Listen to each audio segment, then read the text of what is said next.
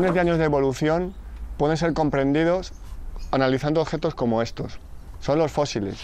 Son muestras o pequeños trozos o fragmentos, muchas veces petrificados, de animales acuáticos como por ejemplo moluscos, pequeños trozos de plantas, erizos de mar e incluso alguna que otra pobre hormiga atrapada en el ámbar. Todo ello nos puede dar una gran pista de cómo fue el clima, cómo fue la evolución de esas criaturas en un pasado muy remoto. No todas las partes de los animales se fosilizan igual. Normalmente las partes duras son las mejor conservadas.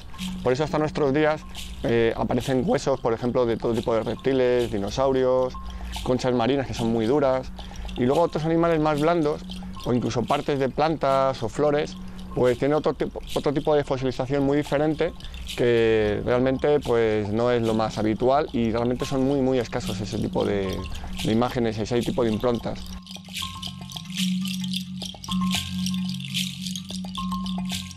En este sencillo boceto os voy a explicar una de las maneras más comunes de cómo se fosilizan los organismos. Imaginaos que este es un antiguo lecho marino con su correspondiente orilla. Estos serían los acantilados.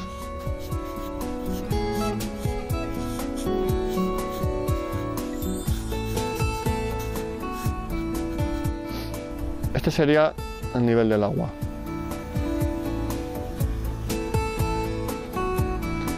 Lógicamente, toda la energía del sol que incide en el agua fomenta la fotosíntesis de pequeñas algas y organismos planctónicos que atrapan las sales del agua y lo transforman en carbonato cálcico.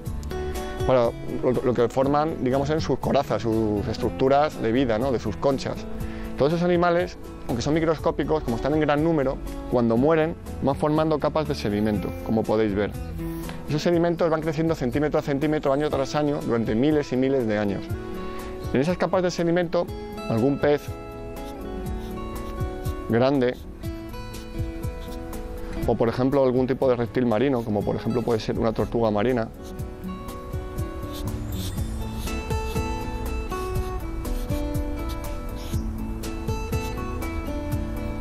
o cualquier otro tipo de animal de gran tamaño, al morir va a ir a formar parte de estas capas, de estos sedimentos. Y van a estar enterrados esas capas con la presión de la tierra, de las placas tectónicas, van formando roca caliza. Todos esos montes, sierras, acantilados calizos que tenemos cerca de casa, en un pasado fueron fondos marinos. Es el sitio ideal para encontrar precisamente esos fósiles de esos organismos que vivieron allí. Podemos ver aquí algún ejemplo, como por ejemplo este trilobites. Estos animales eran muy comunes en el Cretácico y otras épocas históricas, ya que vivieron durante muchísimos millones de años. Aquí podemos encontrar en esta roca también otro, que como veis solo aflora una parte de él. La otra parte está totalmente incrustada en la piedra. Se puede apreciar muy bien el afloramiento. O por ejemplo esta concha de un molusco. Lógicamente las partes blandas de este molusco han desaparecido. Son las primeras en hacerlo porque realmente la presión a la que se somete todos estos estratos aniquila toda esa, digamos que lo destruye esas partes blandas y solo dejan estas conchas que podemos ver aquí. Aquí por ejemplo podemos apreciar un bello ejemplar de amonites. Lo que ha quedado es el interior de su concha, digamos que la misma ha desaparecido y es un molde del sedimento que se ha acumulado en el interior. Con esa misma presión, además, ha formado un poco lo que es el dibujo de lo que era el interior de su caparazón. Veis unos bellos dibujos aquí que curiosamente sirven a los especialistas para identificarlos.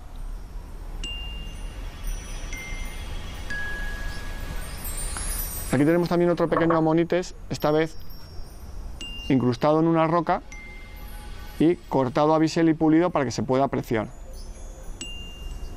Es muy bonito porque se ven los alveolos que formaban parte de su estructura, como están rellenos de sedimento, algunos de diferente color. Luego otros organismos marinos que están en periodo de fosilización, en proceso se podría decir, son por ejemplo estos trozos de coral que tenemos aquí. Son trozos que arrastra la marea cuando el coral muere y las grandes olas los arrastran al interior de las islas o zonas donde ellos habitan. Estos trozos con el tiempo se van quedando sumergidos en la arena de la playa, entre el terreno, y se van quedando petrificados, porque parte de su, digamos, de su estructura se va quedando colmatada pues, de las sales del terreno, de la propia arena fina, y van quedando como podemos ver aquí. Aquí podemos ver otro coral de diferente especie que también están en proceso de fosilización. Los corales son comunidades de pequeños y diminutos animales que viven en común y que de alguna manera transforman las sales del agua en carbonato cálcico para construir sus esqueletos. Otro ejemplo, fijaos qué bonito este esqueleto de un erizo de mar. Su caparazón, al ser muy duro, es un firme candidato a ser un fósil. Lógicamente tendría que pasar cientos de miles de años para que, una vez que petrificado, pudiera darnos una información muy valiosa de las condiciones del pasado, de donde vivió este animal.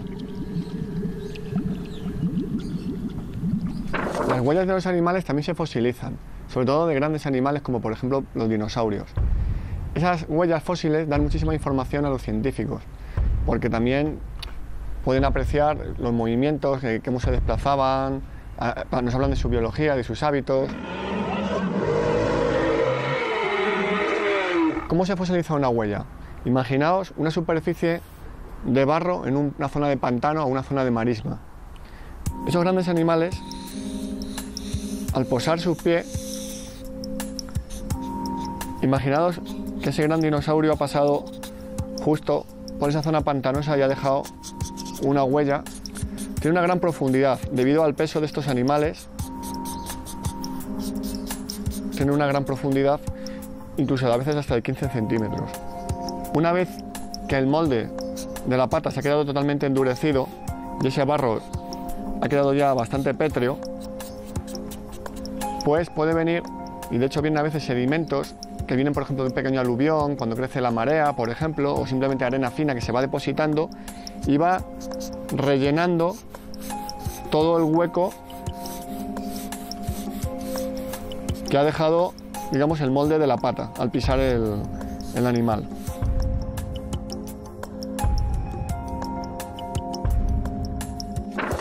También los vegetales se fosilizan y además de maneras muy curiosas. Por ejemplo, aquí tenemos un trozo de madera fósil, que lo que ocurre con ella es que una vez que ha caído un trozo de árbol, por ejemplo, al suelo y se ha quedado oculto por los sedimentos, ha atrapado las sales minerales del suelo y las ha hecho formar parte de su estructura. De esa manera se transforma como una especie de trozo de piedra. Otra cosa curiosa que os puedo mostrar. Aquí vemos una rodaja de lo que sería el tronco de un helecho arborescente.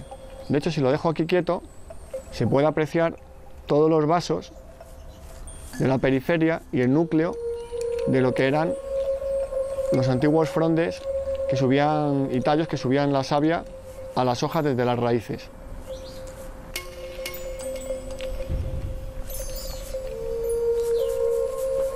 Otro producto vegetal muy conocido por todos, que ha provocado unos fósiles muy bonitos que se usan incluso en joyería, es el ámbar.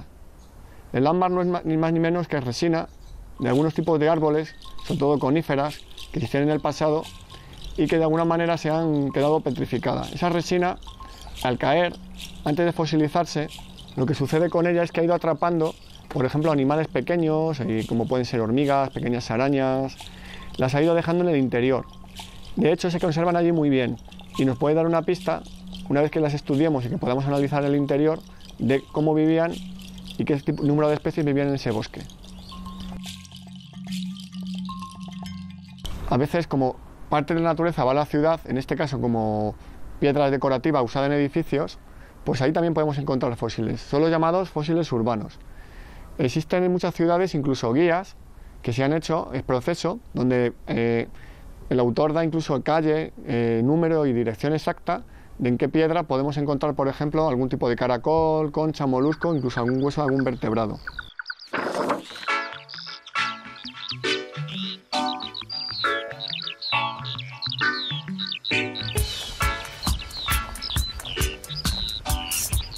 Hemos venido a este lugar porque aquí se encuentra un acantilado pequeño de roca caliza. Es el sitio ideal para buscar los fósiles y encontrarlos. Pensar que entre todos esos estratos se acumulan durante épocas históricas un montón de animales y plantas que se han quedado ahí fosilizados. Así que nos vamos a acercar ahora en un momento a ver qué podemos ver.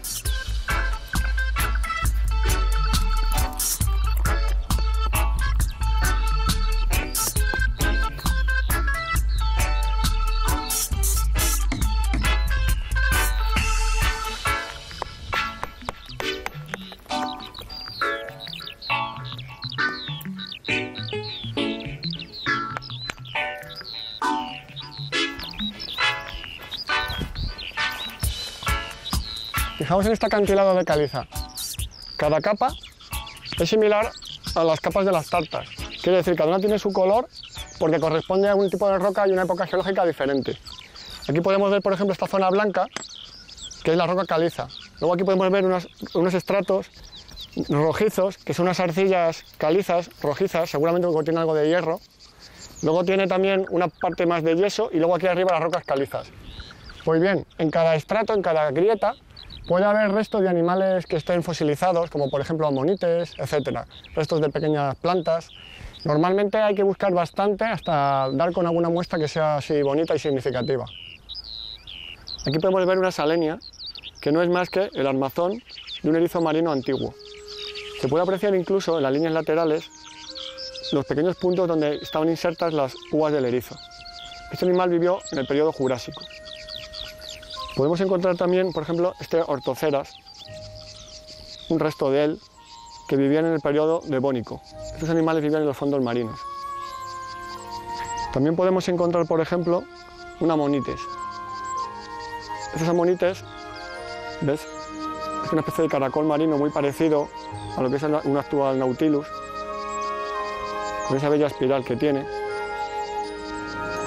También otra cosa que podemos encontrar que es fácil, sobre todo en algunas zonas donde ha habido lechos marinos profundos, son restos de, por ejemplo en este caso, de un diente de tiburón. Fijaos, es un diente pequeñito, pero se ve muy bien el ángulo de corte que tiene.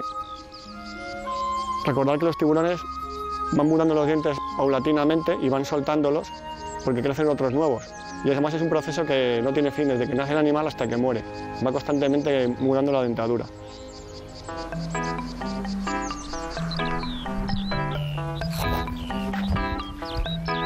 Bueno, espero que la actividad de hoy os haya gustado y que os animéis a ir al campo a buscar fósiles. Les recordar una cosa, si en vuestros paseos campestres encontráis algún fósil o yacimiento que sea así muy relevante, es mejor no tocarlo. Avisar a alguna institución científica, a algún especialista que pueda ir, desenterrarlo con el máximo cuidado y que de esa manera quede lo mejor preservado posible todos esos datos. Pensar que el patrimonio paleontológico es un bien cultural y de interés para todo el país y merece la pena ser respetado totalmente. Así que nada, pues nos vemos en el próximo capítulo de Cuadernos de Gaia y ya sabéis, animaros, unas buenas botas y al campo.